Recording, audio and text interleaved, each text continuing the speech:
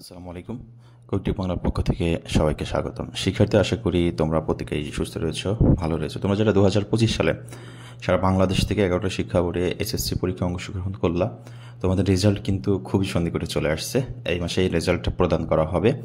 তো রেজাল্টটা দেখা খুবই জরুরি তোমাদের, আর রেজাল্টের উপরে কিন্তু নির্ভর করে কিভাবে তুমি পরবর্তী কলেজে অ্যাডমিশন নিবা। শিক্ষার্থী কিন্তু তো রেজাল্ট নিয়ে সর্বশেষ আপডেট তোমাদেরকে জানাচ্ছি। তোমরা অনেকেই জানতে চেয়েছো যে বিভিন্ন মাধ্যমে বিভিন্ন জায়গায় রেজাল্ট নিয়ে বিভিন্ন গুজব ছড়ানো হচ্ছে। আসলে এই গুজব ছড়ানো হচ্ছে, এই গুজবে তোমরা কোনো প্রকারে কান দিবা না।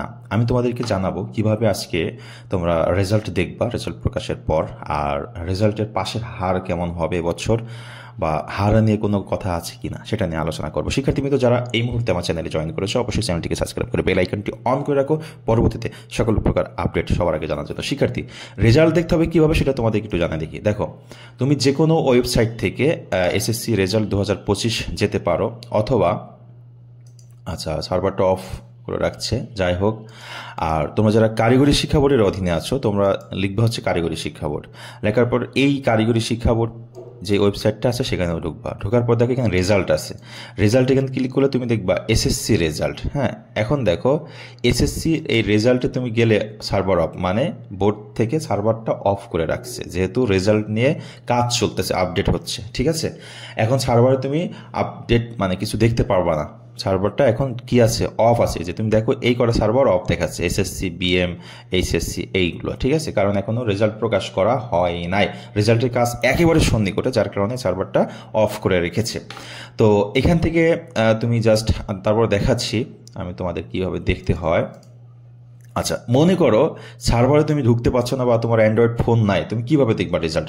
তুমি চলে যাবা তোমার মোবাইল, যে কোনো মোবাইল অপশন, যে কোনো সিম থেকে তুমি এসএমএস করতে পারবা। কিভাবে এসএমএসটা করবা সেটা একটু দেখো। প্রথমে লিখবা এসএসসি, বড় তরক করে একটা স্পেস দিবা। তোমার যেই বোর্ড, ঢাকা বোর্ড হলে DHA, কুমিল্লা বোর্ড হলে এ দেখো বোর্ডের নামগুলো সব এখানে আমি তোমাদের দিয়ে দিচ্ছি শর্ট নেম, এই যে এখানে। যেমন Dhaka board DHA, Chattogram board CHI, Rajshahi board RAJ, এক কথায় প্রথম 3 অক্ষর। যশোর বোর্ড JES, এভাবে। আর টেকনিক্যাল বোর্ড হলে TEC, মানে কারিগরি শিক্ষা বোর্ডের জন্য TEC, আর মাদ্রাসা বোর্ডের জন্য হবে MAD। ওকে, তাহলে তুমি কি লিখবা? এভাবে লিখবা হচ্ছে এসএমএস দিবা এসএসসি যে বোর্ডের প্রথম 3 অক্ষর, আবার স্পেস দিতে হবে। দেওয়ার পরে তুমি রোল নাম্বার লিখবা। ওকে, রোল নাম্বার লিখবা, লিখে তুমি যেহেতু 2025 সালের পরীক্ষার্থী, লিখবা স্পেস দিয়ে 2025 এবং সেন্ড করবা 16222, এই নাম্বারে তোমাকে সেন্ড করতে হবে। এই পদ্ধতিতে তুমি অ্যান্ড্রয়েড সেট ছাড়া, নেট ছাড়া, যে কোনো ফোন থেকে তুমি কি করতে পারো, তোমার রেজাল্টটা প্রকাশ হওয়ার পর সাথে সাথে তুমি দেখে নিতে পারবা। তাহলে এই জিনিসটা তুমি একটু মনে রাখো, হ্যাঁ, যেভাবে তোমাকে এসএমএস করতে হবে। এবার আসো, আমি তোমাদেরকে দেখাইতে পারলাম না সরাসরি বোর্ডের ওয়েবসাইট থেকে কিভাবে যেতে হবে, হ্যাঁ, কিন্তু তোমাকে আরেকটা মাধ্যমে আমি দেখাই। দেখো যে, আচ্ছা, আমি আরেকটা তোমাকে দেখাই যে কোথায় গেলে তুমি বা কিভাবে তুমি দেখবা। দেখো, এরকম তোমার ওই যেখানে আমরা সার্চ করছি এরকম একটা ওয়েবসাইট তুমি পাবা। এই ওয়েবসাইটটা তুমি পাবা, মানে এই ফেসটা তুমি পাবা। পাইলে তোমার কি হবে দেখো, আমি তোমাকে একটু দেখাই দিই। এরকম একটা তুমি পেজ পাবা যখন রেজাল্ট প্রকাশ হবে। এই জায়গাটায় তোমার হচ্ছে এক্সামিনেশন নেম থাকবে, এসএসসি রেজাল্ট, তারপর হচ্ছে এখানে থাকবে রোল নাম্বার, বোর্ড সিলেক্ট করতে হবে, এখানে থাকবে হচ্ছে পাশের ইয়ার 2025, এরপর বোর্ড থাকবে, রোল নাম্বার থাকবে, রেজিস্ট্রেশন নাম্বার থাকবে, আর এখানে একটা কোড থাকবে।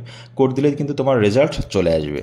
তো রেজাল্ট ওয়েবসাইটে ঠিক হওয়ার পরে, রেজাল্ট পাবলিশ হওয়ার ঠিক একদিন আগে তোমাদের কীভাবে রেজাল্ট দেখতে হবে সেটা নিয়ে আরও ভালোভাবে আলোচনা করবো। আজকে যেটা মূল উদ্দেশ্য ছিল আমাদের, এসএসসি 2025 এর পাশের হার কেমন হবে সেটা নিয়ে একটু আলোচনা করার চেষ্টা করছি। অনেকেই বিভিন্ন ভ্রান্ত তথ্য দেওয়ার চেষ্টা করছে। দেখো, 2024 সালের এসএসসি পরীক্ষার যে রেজাল্টের একটা পাশের হার ছিল সেটা আমি তোমাদেরকে দেখানোর চেষ্টা করছি। দেখো, একটু খেয়াল করো, এখানে আমরা দেখতে পাচ্ছি সবচেয়ে বেশি হচ্ছে যশোর বোর্ডের পাশের হার ছিল 93.33, তাছাড়া ঢাকায় ছিল 89.32, রাজশাহীতে ছিল 89.25, বরিশালে ছিল 89.13, ময়মনসিংহে ছিল 84.97, চট্টগ্রামে ছিল 82.80, কুমিল্লা ছিল 79.23, দিনাজপুরে ছিল ৭৮.৪৩ এবং সিলেটে ছিল ৭৩.৩৫। এছাড়া আরও দুটি শিক্ষা বোর্ড আছে মাদ্রাসা ৭৯.৬৬ এবং কারিগরি শিক্ষা বোর্ডের পাশের হার ছিল ৮১.৩৮। এবছর আমরা যেটা বিভিন্ন মাধ্যমে দেখতে পাচ্ছি যে জেনারেল শিক্ষা বোর্ড দেখাচ্ছে যে এত পার্সেন্ট পাস করছে, কারিগরি শিক্ষা বোর্ড এত পার্সেন্ট পাস করছে। দেখো এই পাশের হারটা কিন্তু যেদিন রেজাল্ট প্রকাশ হবে ঠিক সেদিনেই রেজাল্ট প্রকাশের ঠিক কিছুক্ষণ আগে দেওয়া হবে। এখন কিন্তু দেওয়ার কোনো অপশন নাই। আর এখন যেই তথ্যগুলো আসছে সম্পূর্ণ মিথ্যা কথা।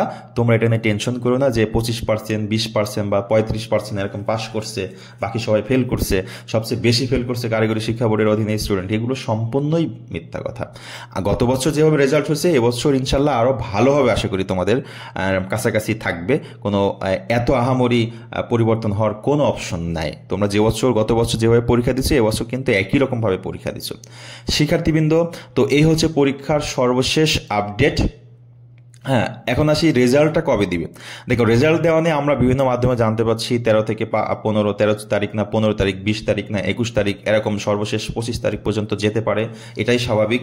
তো রেজাল্ট যদি খুব তাড়াতাড়ি সম্পন্ন হয়ে যায় অবশ্যই 13-15 যে কোনো একদিন আমরা পেয়ে যেতে পারি। হ্যাঁ, আর যদি রেজাল্ট নিয়ে কোনো থাকে মানে কাজের কোনো ব্যাঘাত ঘটে বা লেট হয়, কাজ সম্পূর্ণ শেষ না হয়, কমপ্লিট না হয়, সেক্ষেত্রে কিন্তু 20-21 তারিখ চলে যেতেই পারে, এটাই স্বাভাবিক। তো এ মাসেই দিবে এবং আমরা একটা সম্ভাব্য তারিখ দেখতে পাচ্ছি 21শে জুলাই। এটা একটা ওয়েবসাইটে দেওয়া হয়েছে। হ্যাঁ, তো 21শে জুলাই এটা সর্বশেষ তারিখ। হ্যাঁ, এটা তো আমরা আশা করতেছি যেহেতু রেজাল্ট দেখার সার্ভার অফ করে রাখছে, তার মানে রেজাল্ট খুব দ্রুতই আমরা পেয়ে যাচ্ছি ইনশাল্লাহ। সবাই ভালো থাকবেন, সুস্থ থাকবেন এবং সবাই সবার জন্য দোয়া করি যেন সবার রেজাল্টটা ইনশাল্লাহ ভালো হয়। আল্লাহ হাফেজ।